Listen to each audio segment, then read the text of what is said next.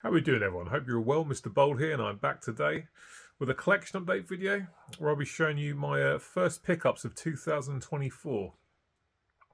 So for the first couple of months of the year, I haven't picked up any music, and I picked up some stuff recently. So today's video is all about showing that. What we have here is some traditional heavy metal, some thrash metal, and some death metal. So hopefully something here for everyone. The first few ones I'm going to show are from artists and bands who are 4 decades into their career and are absolutely not relying on past glories. Some excellent bands and artists that we're going to talk about first here. Been around for a long time and definitely still delivering the goods. We're going to get into it after the sip of the usual you-know-what. We're going to kick off with the new one from Saxon, and here's Hellfire and Damnation, which came out back in January. Excellent album from these guys. Let's get the band out of the way straight away. There are some horribly cliched song titles and lyrics on this album, which are quite cringe-worthy. To play devil's advocate, though, I guess I would rather hear Saxon singing about cliche stuff rather than writing a song about, fucking TikTok or some nonsense like that. So, good album from these guys. I actually prefer this over their most recent album, Carpe Diem. You've got Brian Tatler from Diamond Head on guitar now, who's replaced Paul Quinn, who's had to leave. Nigel Glocker still on the drums. Excellent album from these guys. Streamed this one quite a few times on Spotify when this first came out and absolutely loved it, so I knew I had to get the physical copy. It's a great album. Really, really good. Biff Byford, in his early 70s now, I think, and still absolutely killing it vocally. Sounds phenomenal. Inner with the lyrics and some info about the guys there. This one comes on red vinyl with some black sort of smokiness or splatters in there. Yeah, very good album. When I listened to this online, I was thinking these guys have definitely still got it. There's some great tracks on this. Starts off with a spoken word intro from Brian Blessed. And then you got the title track, Hellfire and Damnation. Excellent chorus, really good song. Madam Guillotine, brilliant track. I love the vocals from Biff. He sounds fantastic. Fire and Steel, there's one of your cliche titles. There's Something in Roswell's a great track. That closes out side A. Parts of the Airwaves, again, some cliche lyrics in that, but, it doesn't really matter. The music's what's most important. 1066, great song, Witches of Satan, Supercharger. Brilliant album from Saxon. All the musical performances are fantastic. Biff sounds great. This is mixed by Andy Sneap and produced by Andy Sneap. Fantastic stuff. A band absolutely not relying on past glories. Saxon's latest album, Hellfire and Damnation, is absolutely superb. Really loving this, despite the cliches. Really good from Saxon. Loving that one. Excellent stuff from these legends. Speaking of legends, here's Judas Priest's Invincible Shield, which somebody asked me to review last week, but to be honest, there's so many reviews out there. I'm not going to bother reviewing it because there's so many on YouTube. Nobody needs another one. So 50 years after they put out their first album, Priest are back with their first album since 2018's Firepower. And I can't believe I'm about to say this, but I think this is actually better than Firepower. And that's saying something because that album is absolutely superb. Brilliant, brilliant stuff. 2 LP set on black vinyl. There's the gatefold. So Ian Hill's still on the bass, of course. Scott Drabs' drums are fantastic. Richie Faulkner on the guitars. Glenn Tipton guitars, and obviously Rob on the vocals. Such a good album. Again, I listened to this on Spotify when it first came out and I was just blown away. Could have done without being on 2 LPs though. You probably can't tell from this, but there's so much dead wax on this 2 LP set. You've got to wonder why it wasn't just put out on the one. But there's the custom labels. So yeah, Rob Halford sounding absolutely fantastic again. Another guy in his early 70s, and his voice is absolutely superb. Scott Travis' drums are great. Loads of great guitarists, and just an album packed with superb songs. First track, Panic Attack, is brilliant. The Serpent and the King, track 2, is excellent. Invincible Shield, title track, is brilliant. Devil in Disguise, Gates of Hell, another cliched song title. Crown of Horns, As God Is My Witness, great tune. Trial by Fire is excellent. Sons of Thunder, Giants in the Sky.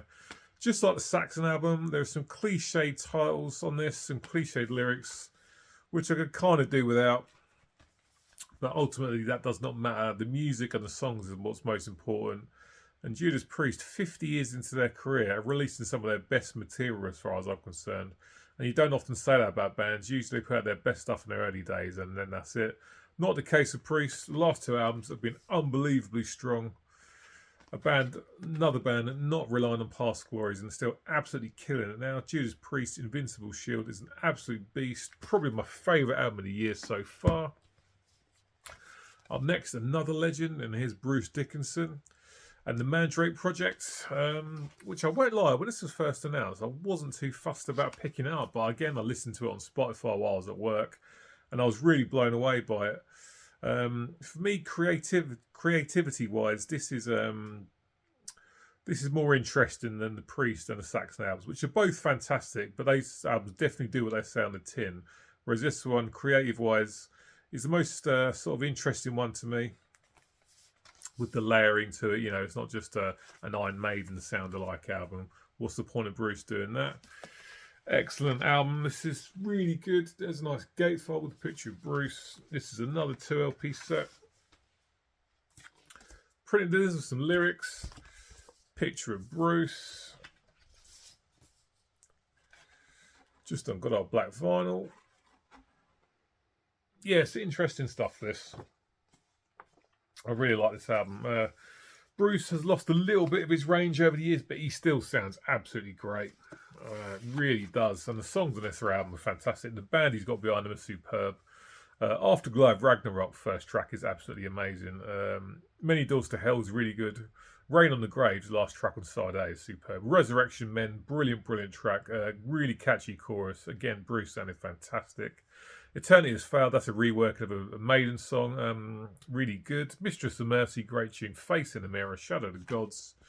Bruce Dickinson's The Mandrake Project was an album I originally wasn't too fussed about picking up, but I'm glad I have. I prefer the Saxon and Priest albums, but this is only just behind. Very good.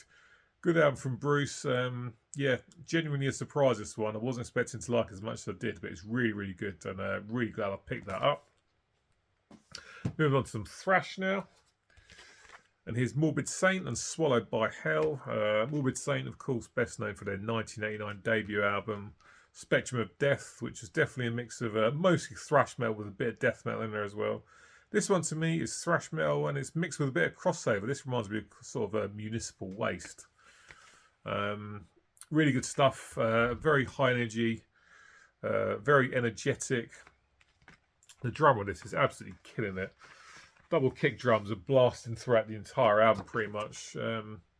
That said, in places, there's a couple of places when I listen to the snare and the hi-hats, they sound a bit compressed, so the drum sound isn't great across the hi-hat. The guitars sound really good, and there's loads of great riffs on this record.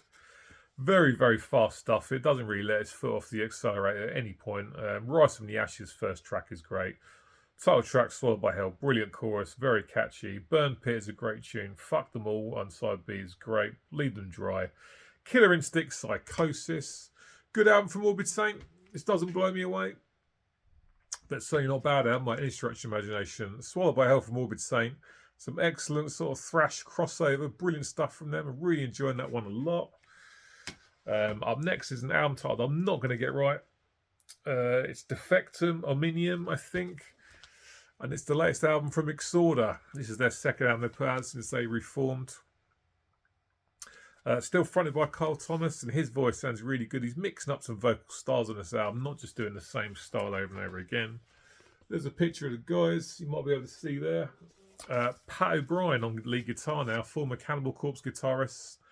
So the leads on this album are superb, of course. The guitar playing in general is really good. The production's nice. Drums are good. There's a couple of tracks on this that don't stick out in my memory as much as others, but some are really good. Wrath of Prophecy's first track is superb. Under the Gaslight, that's okay. Divine and Conquer is brilliant. I love the chorus. It's very catchy. Year of the Goat, brilliant. Absolutely excellent vocals from Carl Thomas. Taken by Flames, good track. But the last three are probably my favourites.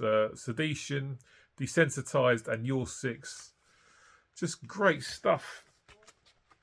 A couple of tracks Not as good as others, but still, for the most part, really, really good. And even the tracks I'm not too fussed about are still okay. They're not bad at all. They're just not as catchy as others. I'm not always keen on coloured vinyl, swirl, splat, whatever you say, but this one looks really good. It's black with sort of loads of white and grey kind of marbling in there. Looks really nice, actually. So this one is a mix of traditional metal, definitely some thrash in there and a lot of groove as well. Good vocals from Carl Thomas, like I say. The leads from Pat O'Brien are great. The rhythm sections held everything together really nicely. And it's a good album. I'm glad I picked it up. I actually forgot about it. I remember hearing about it coming out and then forgot about it and then saw it advertised somewhere again. I'm glad I picked it up. Good stuff from Exorder. I like that one a lot.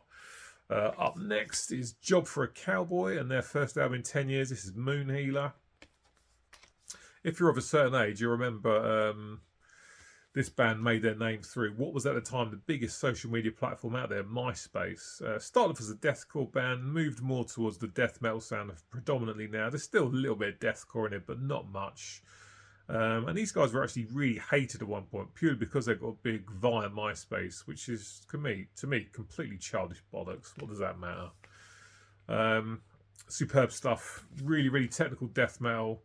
What I like about this most is the guy playing the bass. He's either the guy who's in Havoc or was in Havoc.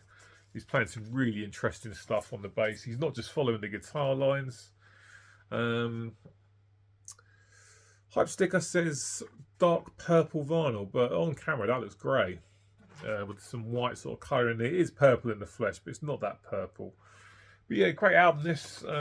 Johnny Davey, the vocalist, is superb. He's got some great voices. What I mean by that is he's doing the deep gutturals, then some high screams which sound really nice. Technically excellent, really, really good riffs. The drummer's on point, he knows what he's doing. But the bass is where it's at for me. Not just following the guitar lines like a lot of... you're getting a lot of metal. He's doing a lot of different stuff. So it makes it a very interesting listen. Some nice technical death metal from Job for a Cowboy. Only 8 tracks here. Gets the job done. Beyond the Chemical Doorway, track 1 is really good.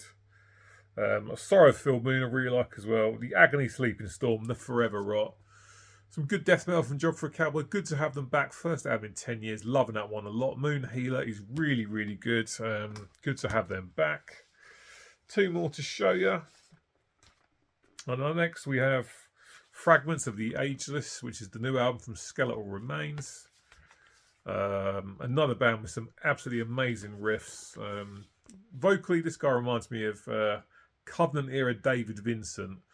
So if you like that Morbid Angel album, you haven't heard these guys, you might want to listen to these guys. Musically, they're quite similar to Morbid Angel as well. Loads of great technical riffing. The drums are absolutely fantastic. Gatefold there, which looks nice. Just a really solid death metal album. This is the 3rd album I've got from these guys, and they're all brilliant. Magenta vinyl. Looks more purple on camera. Well, magenta is a sort of a purple, really. Yeah, it's a good album. There's some really good songs on this. I really love the vocals. I mean, Dave Vincent's one of my favourite death metal vocalists, so if he sounds like Dave, I'm going to love the vocals. Loads of technical riffing. Relentless Appetite first track is great. Cybernetic Harvest I really like. Void of Despair is really good. The penultimate track is sort of quite sort of slow and moody before the album ends on Evocation of Rebirth, which is just a full-on death metal assault. The latest one from Skeletal Remains is an absolute beast. Again, I can't remember the bloody title. Fragments of the Ageless. Good album from these guys. Really enjoying this one. Some excellent death metal there. Well worth checking out. And we're going to finish up with a band that I think is a bit underrated. Everyone knows who they are, but they don't get talked about anywhere near as much as other death metal bands. And this is Creation Undone, the latest album from Mortar Skuld. Their last album in 2020. I really, really enjoyed it. This one's just as good. Really, really good stuff. This is just a standard black vinyl. Printed in here with a picture of the guys and the lyrics. This would be a good band to cut your teeth on if you're looking to get into death metal, because the vocals aren't really, really guttural where you can't hear what's being said. You can clearly hear what the vocalist is saying. Production on this is really good. I like the riffs a lot. Drums are great as well. Nicely produced, but not overproduced. And it's got one of my favourite songs of the year on it, actually. The first track, We Rise, We Fall, is so catchy. Great vocals, great chorus. The End of Reason's a great tune. Perfect Prey, the last track on side A, is excellent. Soul Piercing Sorrow, Into Temptation, Oblivion by Design. Another great album from Morskold, a band that I think doesn't quite get as much recognition as they should. But I'm really enjoying this one. These guys are fantastic. I remember when I heard about this album coming out, I was very excited.